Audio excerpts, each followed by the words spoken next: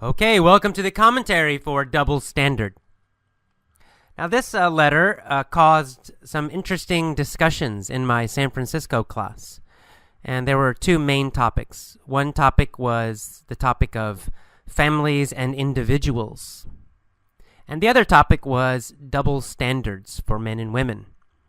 And I'll talk about both of these and a little bit about what's common in America, common opinions in America, and what are some of the different ideas in different countries.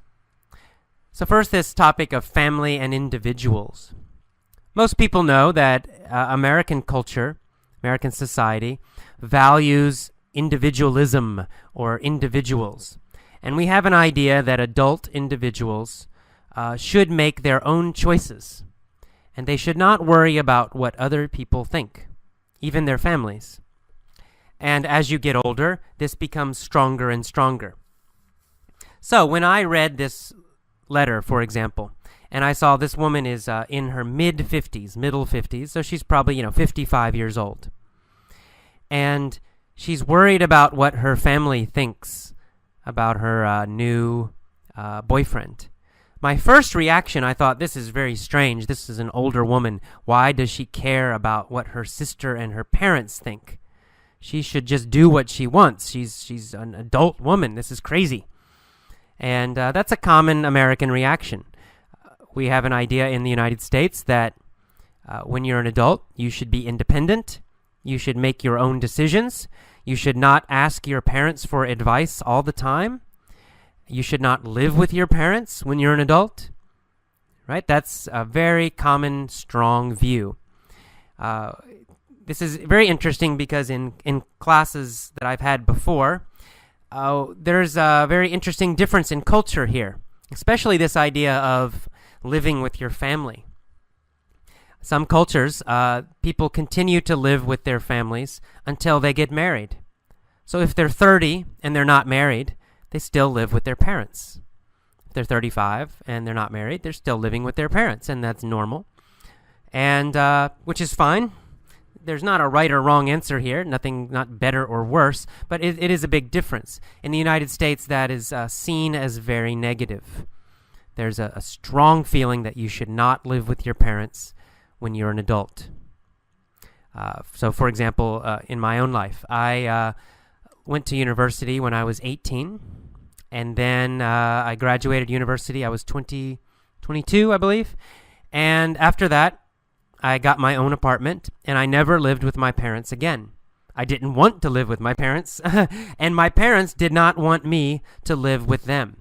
If I had asked them, can I live with you, they would not have been happy. They would not have liked that. They would think there was something wrong with me. I can't support myself. I can't get my own job. I'm not independent. That's not good.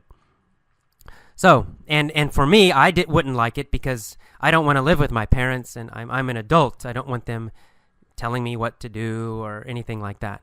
So it's on both sides. Both the children and the parents have this idea that when you're an adult, you leave home and you should be independent and should make your own decisions. But I've met students from other countries who say it's very normal to live with their families until they're married. And in some cultures, even after they get married, the couple will go and live with one of the families, the husband's family or the wife's family. And that's considered normal. So in these cultures, family and the family's opinion continues to be important even when they're adults. So maybe some of you listen to this article, you think, oh, this sounds normal. Maybe some of you think this woman needs to worry about her family. If her family doesn't like the situation, maybe she should not date Will. That might be a reaction that some people have.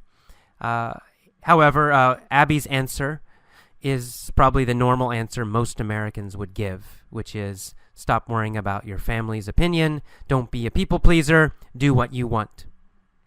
All right. Next, the issue of double standards.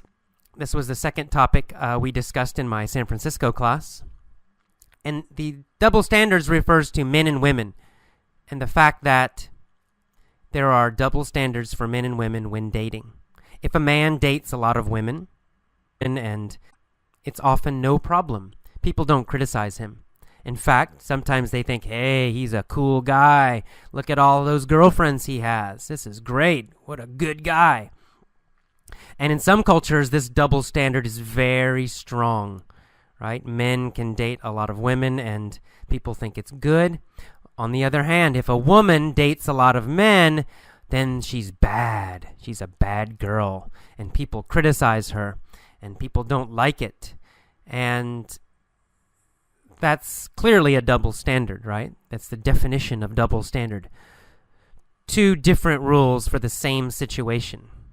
If a man does something, it's okay. If a woman does it, it's not okay. And in my class, there were clear double standards for most cultures. Stronger in some countries, weaker in other countries. This double standard does exist in America. There's still a little bit standard between women when dating. However, that double standard is getting weaker and weaker. Women are getting more and more equal. It's very normal now for a woman to date lots of different guys, and it's generally not a problem. This woman is in her 50s. She's an older woman from an older generation. Maybe that's why in this letter she sounds like she's a little bit criticizing her sister Jane for dating many men. I think for younger Americans, it's no problem. It's just totally normal.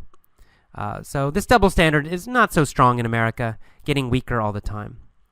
In other countries, in my class, some of the Asian students, for example, mentioned that this is a very strong double standard in their countries, that the men are almost encouraged to date a lot of girls, and it's seen as very cool.